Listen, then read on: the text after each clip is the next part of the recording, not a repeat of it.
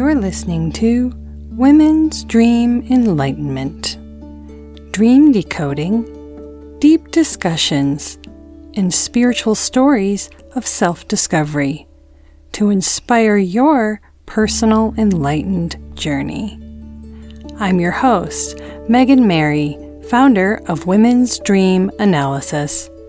Let's bring in the light.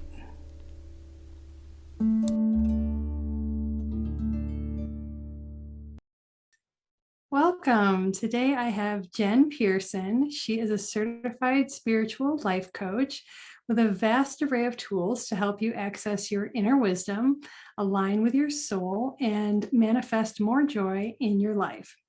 Her work is intended to open a deeper understanding of the soul self and support new levels of personal evolution. She empowers brave soul explorers to integrate the woo-woo with their normal lives and become the best version of their truest selves. Welcome, Jen. Thanks for having me. You really kind of need the quotations in that, the woo-woo and the normal. Yeah. Everybody's definition is a little different. Yep. The quote unquote is the important part. So my first question, which I ask everyone, is what does enlightenment mean to you? So to me, enlightenment is a process. It's not like a thing that you just reach or a goal that you have that is really ever fully attainable. I think it's something we sort of awaken to. We are ever evolving. We are, really kind of changing and growing. And I think it's more of an awareness than an end point. So starting to really be aware of who we are in our soul, who we are in our essence, what's happening around us, the energies and things like that. I feel like all of that can be part of enlightenment. Yes, I agree. It's that tuning in. Yeah. Mm-hmm. Yeah. So tell us a little bit about your enlightenment journey and if there was a pivotal moment for you and how you came to be a spiritual life coach. I love that title.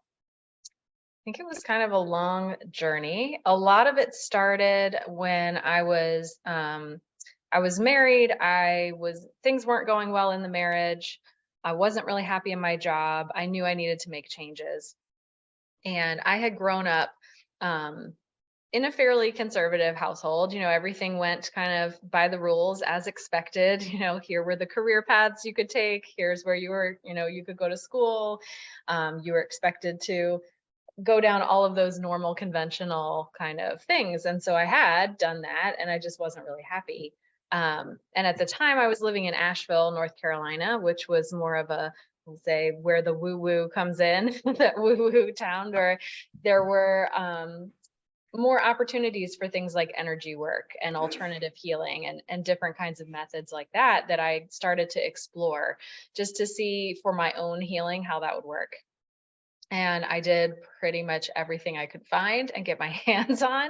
And some things were really effective and I continued with. Some things I didn't resonate with at the time.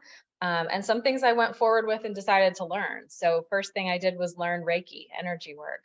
And then that led me into some other things. And I learned how to read tarot and I learned coaching and I learned, all these different skills that I sort of amassed because I saw how valuable they were in my life and how much I wanted to be able to share them with other people. Yes, I love that reflexiveness. And that's the whole reason that I started this podcast, because I feel that all of us, we go on our own journeys many times to solve our own problems and our own struggles. And we dabble in a whole bunch of different things and we find certain things that resonate with us and find gifts or abilities that we have And then, of course, we want to share them with everyone else that has gone through that situation, to then lift them up and help them out and say, look, I've been through this and I've found this to be helpful, and really sharing that wisdom as well as that experience, that journey. Absolutely. And everyone's journey is different. And like I said, some of the things I explored were there, and I'm sure they're very helpful for some people. They just didn't sit with me. And there's things that I do that I'm sure there's people that that doesn't sit with them. And so it's just nice to have that. And for me, especially, I enjoy sharing it with people who wouldn't have had that exposure or haven't yet had that exposure. People who are new to that woo woo world of energy and sort of that soul inner work exploration stuff, that deeper things. And it really is, I say in my bio, I look for brave soul explorers, because I think there is a level of bravery to look at that deep stuff hidden within you and to uncover it and to see what kind of gold you can mine from it, because I think that it's something a lot of people don't take the time to do. But if you do and you're ready and willing to look at that, I think you can really gain a lot of insight, a lot of clarity, a lot of confidence. And to me, that's really the path to joy in life, is having that inner awareness and honoring it.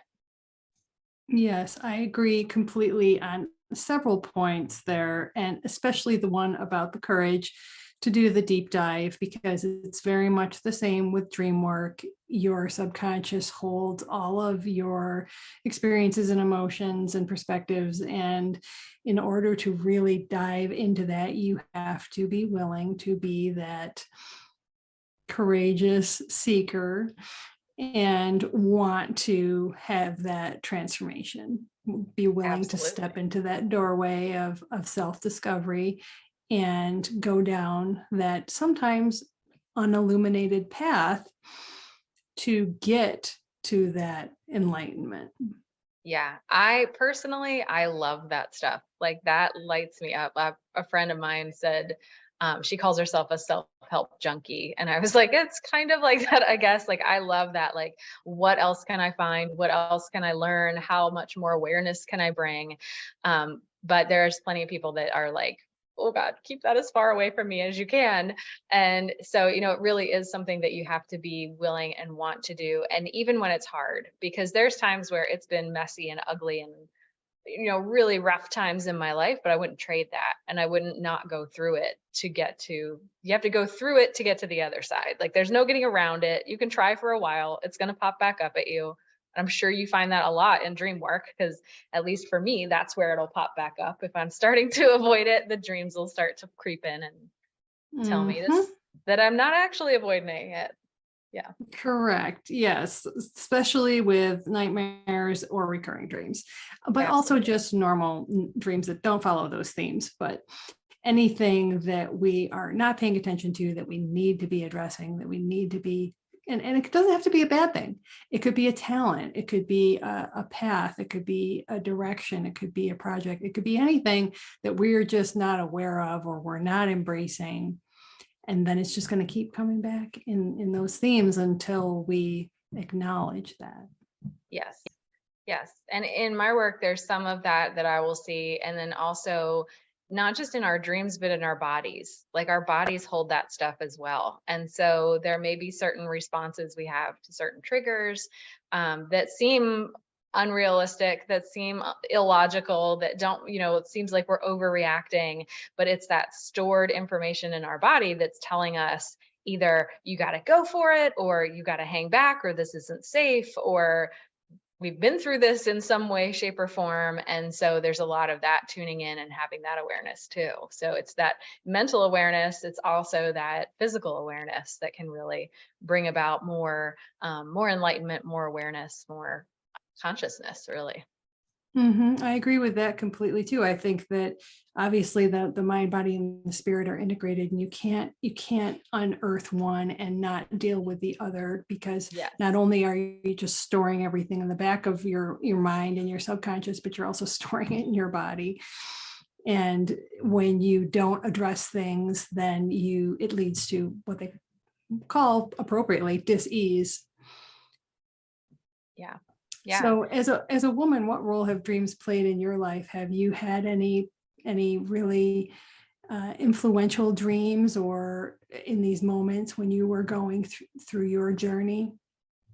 I've always been an active dreamer, and I always have been like just fascinated by dreams and how weird they can be and how cool they can be and the experiences that you can have, that you would never have when you're awake. And sometimes I would have dreams that were just super weird and crazy and funny. And sometimes I would have dreams that were really heavy with emotion. And so for me, I know that like when I've gone through really hard times in my life, my dreams tend to not mirror the actual events of my life, but they'll mirror the emotions that I'm processing in that life. So if I'm dealing with some intense fear, I might start to have really scary dreams that they don't make sense. They are crazy looking dreams, but it's that same fear that I feel in it. Or if there's an anxiety, then the dream will have some kind of anxiety attached to it, or sadness, or whatever the emotion is. That shows up more for me in dreams. But I've also had dreams that were like spirit visit dreams, and I've had dreams that were just different kinds of dreams. I have a really close friend, and we share our dreams every time that we have an interesting one. And so I'll get a text in the morning, "Hey, I had this dream that such and such was happening and this thing," and we kind of help each other work through it. And sometimes we'll share it like, "Oh, isn't this dream funny?" And the other one's like, "Hey, that's that thing you were talking about that you've been avoiding showing up for you." And we kind of call each other out on it. So it's fun to have that like community of that dream sharing too. We really enjoy that. My dad does that too. He's a big dreamer. Um, but yeah, it's kind of cool to be able to see those threads in ourselves, in other people. And so I feel like it's cool to share the dreams. I think that that's something that's really fun. Yes, dream sharing is part of so many ancient cultures and should be part of all our culture, because in that sharing of it, we we bring it from that dark place where it doesn't make sense into our waking life. And sometimes just by verbalizing it, just by starting to talk about it, all of a sudden we go, oh. Yeah. And sometimes there's even wordplay in the symbolism and in the things that happen, and it's very clever the way our Yes. brain delivers My messages. And mom my mom had a dream. You just reminded me, one time we were kids and she was a teacher, and she had a dream about being in the backyard with like a jackhammer, and there was a fire or something like that. Well, there was going to be a fire drill at school that day, and she was supposed to have told the teachers to prepare them, and she had forgotten. And so it was like that very literal of like drilling and a fire and your brain is like mm, trying to get the message out, like don't forget to do this thing. So, mm. yeah, sometimes it is super literal, and sometimes it feels like it's so far into the ether that it's like, good luck figuring it out. So, but Mhm, you're right. mhm. Yeah, there's definitely been times where once you put it into words, it just seems to fall into place and make more sense. The connections come to light.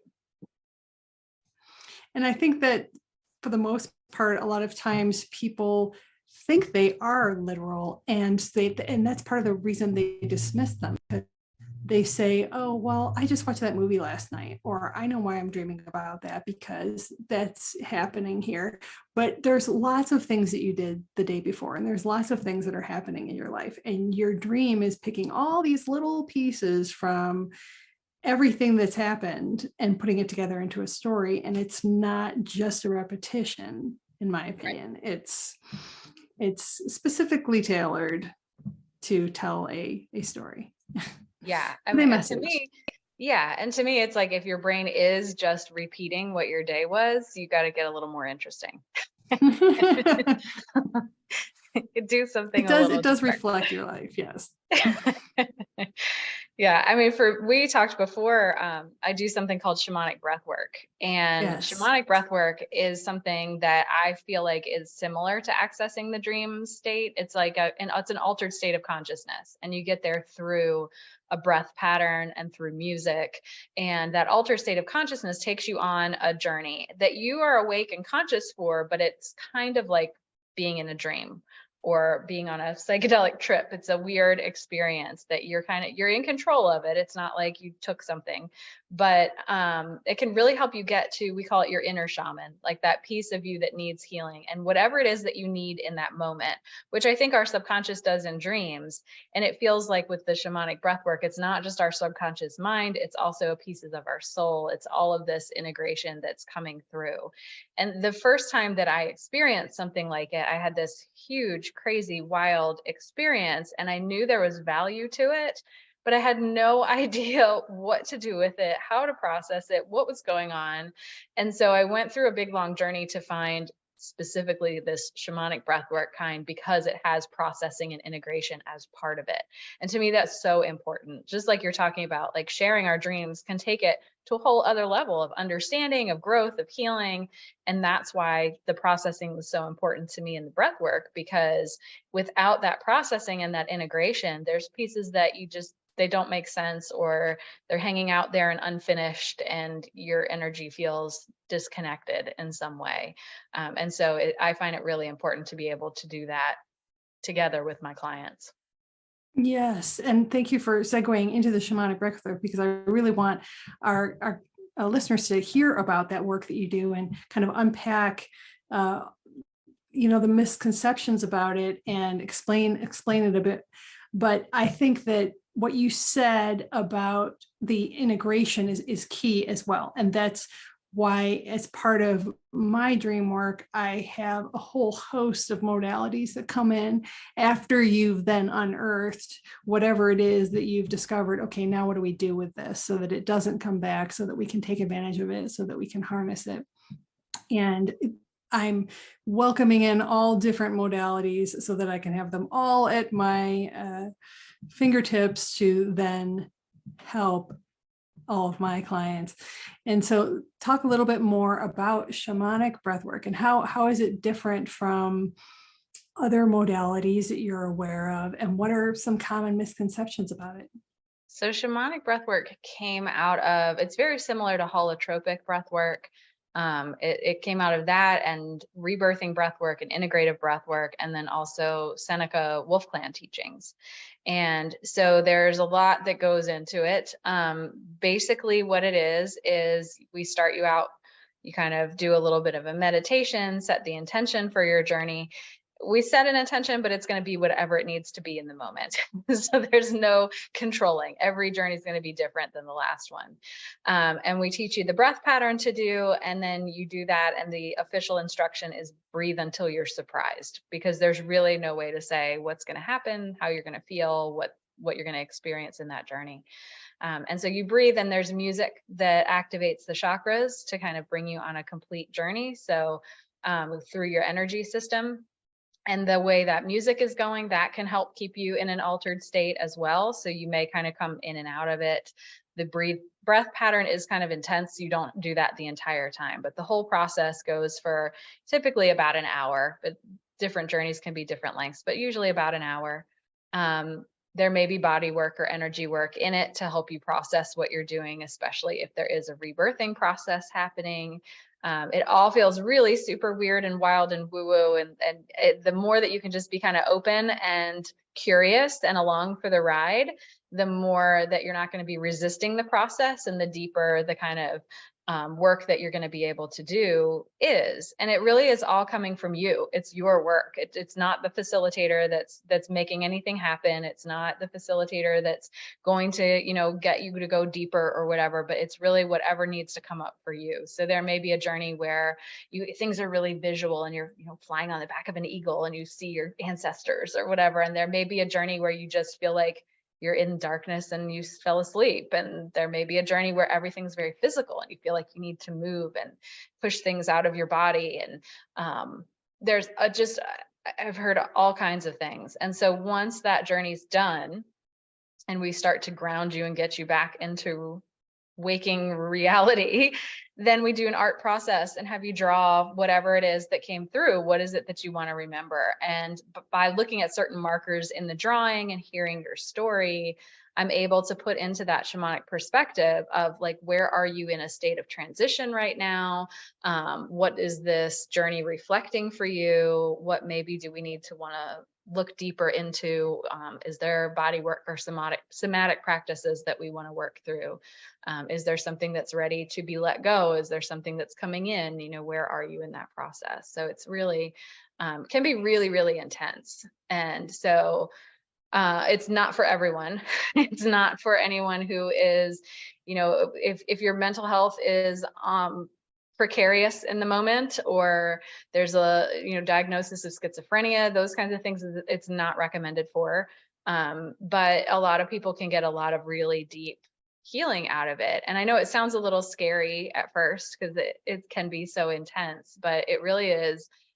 I think it's really cool. I think it's really just, if you could walk through a dream in the middle of the day, I think it's really kind of just wild what our brains and our bodies are capable of. And the fact that you can do this with just breath and music is just really fascinating to me. It is fascinating. And I love the integration of the music and the art, because I think that I fully embrace the frequencies and the ability for different musical frequencies to vibrate in our bodies, and the journeys that music can take you on, and the effect that sound waves have on our body and all of that. So I love that that's integrated in it. I love that art is integrated in it, because I feel like that is so important as an expression modality. It's such a it can be such a healing activity. And I also like what you said about, and we touched on this a little in our talk, but I want to touch on it today, about the misconceptions of that it's not coming from your facilitator, that it's coming from you. And that some people, one of the roadblocks that they have to this type of work is that they feel like they might be circumventing some sort of pre-doctrined connection with the source that they're not supposed to have. Whether it's certain organized religions, dogma, or doctrines, or just societal expectations in general, there seems to be a line of thinking that says you need someone else to get you there. You can't get there yourself, or you're not supposed to get there yourself. Yeah, I think that some people are afraid. They feel like that it's not going to be, they don't think they have the skill, they don't have the knowledge, they don't have the keys to get there, right?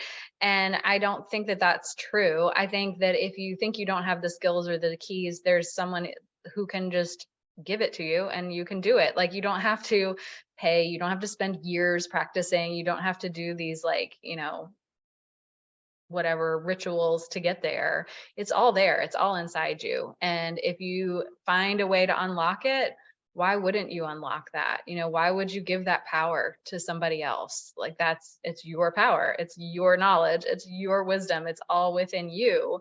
So it's yours.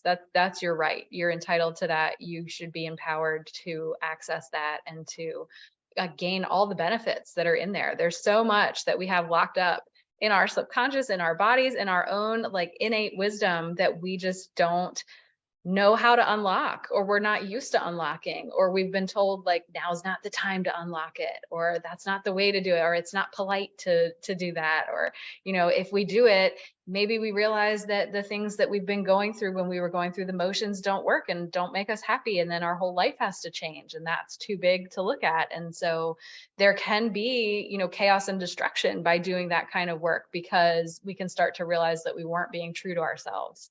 And so if we weren't being true to ourselves before, and now we decide that we're going to be, that's going to take a lot. There's a lot that needs to break down, and there's a lot that needs to be rebuilt. And that's where that rebirthing comes in. And so, yeah, I think that's why a lot of people are afraid of that work, and a lot of people avoid that work, because there's so much that may need to change and fall away. And that's really hard. Yes, complacency is always easier ignorance is bliss is always always seemingly easier.